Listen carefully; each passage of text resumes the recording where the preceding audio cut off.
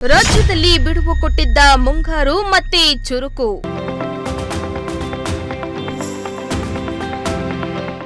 ತುಮಕೂರಿನಲ್ಲಿ ತುಂತುರು ಮಳೆಯಾಗುವ ಸಾಧ್ಯತೆ.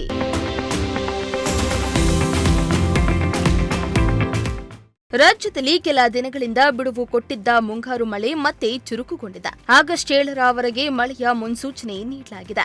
ಬೆಂಗಳೂರಿನಲ್ಲಿ ಮುಂದಿನ 4 ದಿನಗಳ ಕಾಲ ಮಳೆಯಾಗಲಿದೆ ಎಂದು ರಾಜ್ಯ ಹವಾಮಾನ ಇಲಾಖೆ ಮುನ್ಸೂಚನೆಯನ್ನ ನೀಡಿದೆ.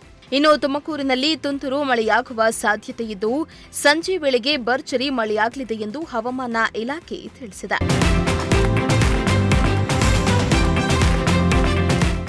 ಇನ್ನು ಉತ್ತರ ಕನ್ನಡ, ದಕ್ಷಿಣ ಕನ್ನಡ, ಉಡುಪಿ, ಬೆಂಗಳೂರು ಗ್ರಾಮಾಂತರ, ತುಮಕೂರು, ಚಿಕ್ಕಬಳ್ಳಾಪುರ, ಚಿಕ್ಕಮಗಳೂರು, ಹಾಸನ, ಕೊಡಗು, ಕೋಲಾರ ಹಾಗೂ ಶಿವಮೊಗ್ಗ ಜಿಲ್ಲೆಗಳಿಗೆ ಆರೆಂಜ್ ಅಲರ್ಟ್ ಅನ್ನು ಘೋಷಿಸಲಾಗಿದೆ.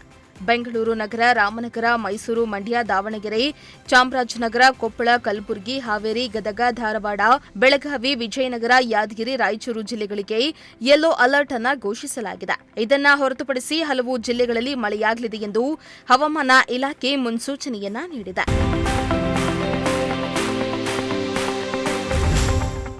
ಇನ್ನು ಕುಂದಾಪುರ, ಗೇರುಸೊಪ್ಪ, ಆಗುಂಬೆ, ಉಡುಪಿ, ಶಿರಾಲಿ, ಧರ್ಮಸ್ಥಳ, ಶೃಂಗೇರಿ, ಸಿದ್ದಾಪುರ, ಕಮಟ, ಕೊಟ್ಟಿಗೆಹಾರ, ಕಾರ್ಕಳ, ಕೋಟ, ಮಂಕಿ, ಕೃಷ್ಣರಾಜಪೇಟೆ, ಕಮರೆಡ್ಡಿ, ಹಾವೇರಿ, ಬೆಳ್ಳೂರು, ಬನವಾಸಿ, ಉಪ್ಪಿನಂಗಡಿ, ಹೊನ್ನಾವರ, ಗೋಕರ್ಣ, ಕ್ಯಾಸಲ್ ರಾಕ್ ಹಾಗೂ ಭಾಗಮಂಡಲದಲ್ಲಿ ಭಾನುವಾರ ಮಳೆಯಾಗಿದೆ.